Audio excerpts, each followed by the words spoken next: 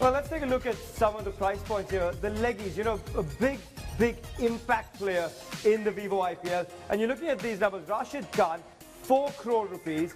Piyush Chawla at 4.25. Mishra at 3.5.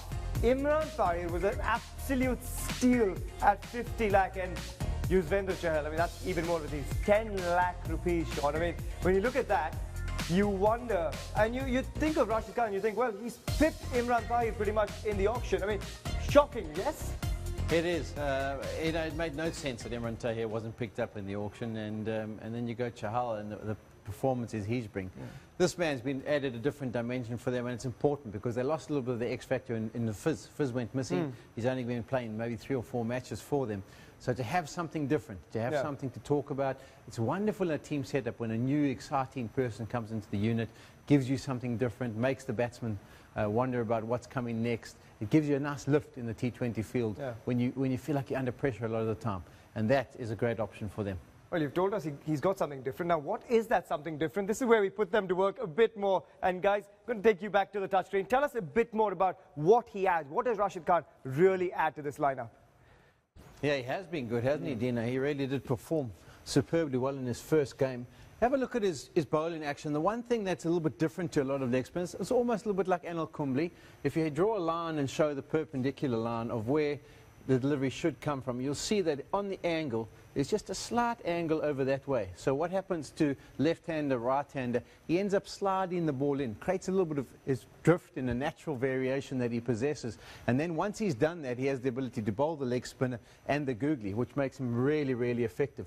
We'll roll it on and have a look at quite a bit of his footage. And he's been a surprise package, hasn't he? He's been superb. Well, not a surprise package for me because leg spinners have really become dominant players. The fact that what he does do, he actually looks to get a lot of guys out with the wrong one. And you would have picked that wrong one, I don't think, Shawnee, because you struggled against the leggies, but most South Africans did, because they're not watching the rotation of the ball. And the number one thing, if they're not reading the ball which way it's spinning, the first mistake they're doing is they're not reading the length first. You still must read the length right. Now, here's a really good illustration of what we're talking about for a leg break. Now, he's really high, so what we're having, the ball, if we get here, his leg break comes at the top of the hand here.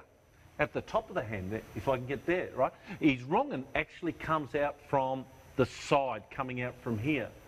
So you've got to be actually looking for that. Now, if you're struggling with actually reading which way it spins, then you've got to watch the rotation of the seam of the ball. And that's the biggest one for me.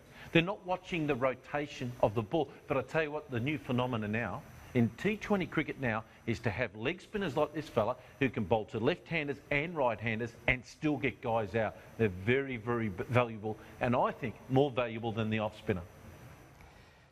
Shaun, I think our stats guys have just told us you got 100 at the Chinnaswamy and faced a bit of spin there. So I think, Dino, I think you might need to rethink that statement. Even a broken clock gets it right twice a day, all right?